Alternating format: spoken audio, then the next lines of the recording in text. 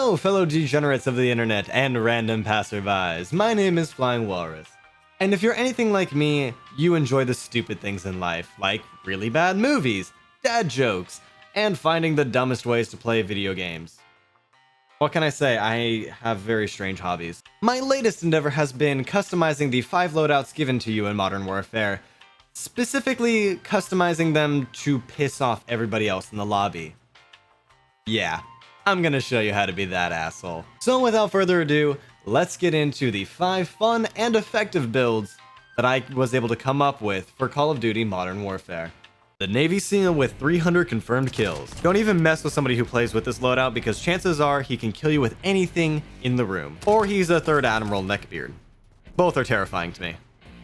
This is the standard tryhard I wanna win no matter what sweatshop in China build that you will see. Yeah, minus some tweaks to it. First off, running Specialist replaces your kill streaks with more perks the more kills you get. This makes you feel like a one-man juggernaut army on the warpath, truly turning you into a super soldier. The Scar is a high-caliber, slower-firing weapon that does heavy damage and sounds super sexy when you fire it. For more realism and an overall better weapon, you could swap to the M4A1, which from what I could tell from the very limited research I did is much more prevalent in the US Armed Forces. Pair this with a deagle to 1 deag scrubs and a flashbang and frag grenades because my realism! Hey, you. Follow Flying Walrus Man on Twitch, link below. The Rambo. So you don't care much about realism or what's physically possible.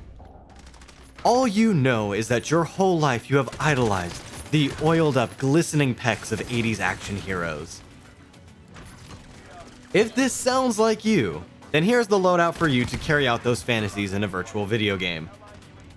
Kitting out the PKM for full aim down sight speeds is essentially making it a higher damage assault rifle with stupid range. Yeah, this is fine. This is fine. Also, you can just hold down the fire button, which, I mean, come on. Look at this. This is so dumb. Taking an RPG as a secondary is just necessary. I mean, come on. We're embodying the spirit of Arnold. We have to take the RPG. Also, EOD, Hardline, and Battle Harden make you tougher than the average Joe. Also, I like to run C4 and stims because that's the most 80s action movie thing you can possibly run on this build, so yeah, you can just kind of run whatever for your lethal and tactical, I don't really care. The Run and Gunner. Are you tired of everybody sitting in a corner with the 7.25 protected by a claymore or a bouncing Betty? Well, this build will let you run right into their loving lead-filled embrace. What? If you are anything like me, then you like playing with pure aggression. Sprinting around the battlefield with double time and either the MP5 or the 7.25 makes you feel like the MLG pro that you aspired to be before the world crushed your dreams into a powdery dust which reality snorted and laughed at you before breaking your nose and saying you wouldn't amount to anything. Secondary is really up to you, but it's nice to have a backup weapon of either the snake shot pistol or a deagle. You can also run an RPG because fuck it. Ghost keeps you off the radar, and you can either run tracker to hunt down targets or shrapnel to have an extra tool in your ass pocket. Also, I generally take Semtex on this build, but you could also run like a Molotov cocktail or frag grenade or a thermite. It's really up to you. All skills, baby. Are you a hardcore Twitch aim, no-scoping, ninja dropping, blind throwing knife FaZe Clan legend? Probably not, but if you want to be, then this is the build for you. The AX-50 is the best sniper rifle in the game from what I can tell because whenever I shoot people in the chest or the face, they just die. So, use it.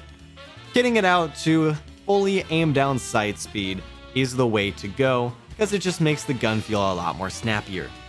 Taking either a secondary weapon of the law or the deagle is what I generally do for the close range encounters.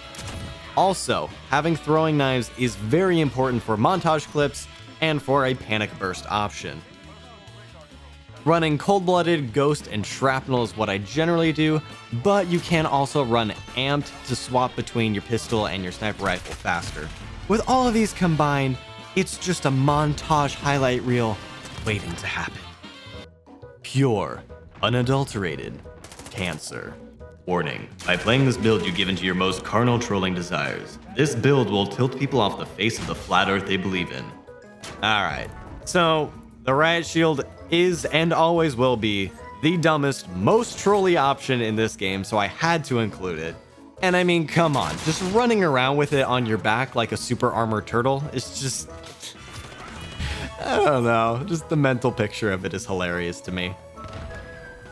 I usually run the law with this, which is what I call the snake shot pistol, because, I mean, come on, you're laying down the law.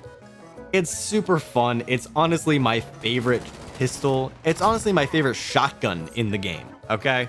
This thing is ridiculous. You could also run amped plus an RPG if you want to be that person. If you are going to run the pistol, make sure to run scavenger, so that way you're not running out of pistol ammo, and you can also pick up more throwing knives. Ghost keeps you off the radar, and I personally like shrapnel because it gives you an extra throwing knife, and I like throwing knives. So there you have it. 5 fun trolley builds that you can plug and play into your own matches. If you have any builds that you're already using and you want to see me try, put it in the comments down below. Also, if you want me to rate those builds and do like a community video, let me know. Or if you just want me to stick my thumb up my pretentious ass, you can let me know in the comments down below as well. Doodles!